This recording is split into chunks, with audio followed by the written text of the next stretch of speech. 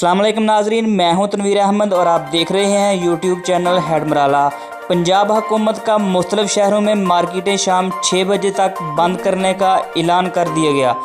Corona virus के फैलाव के बायस पंजाब हुकूमत ने अहम फैसले किए हैं। पंजाब के कई शहरों में सख्त SOP नाफज करने का फैसला किया गया है। वज़ीर आला पंजाब सरदार उस्मान बुज़दार का कहना है कि लाहौर, रावलपिंडी, मुल्तान, फैसलाबाद, गुजरांवाला, सरगोदा में सख्त SOPs को करने का फैसला कर दिया गया है। इस शहरों में तलीमी इदारे, पार्क्स, अनडोर शादी हाल बंद रहेंगे।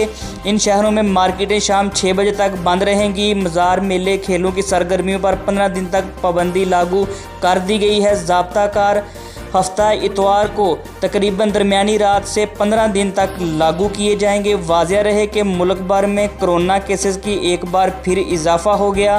गुज़श्ता 24 घंटों में कोरोना के मज़ीद 54 अफराद चल बसे, जिसके बाद अमवात की मजमूई तादाद 13,430 हो गई, जबकि मुल्क में कोरोना फाल के केसेस की तादाद 18,703 है।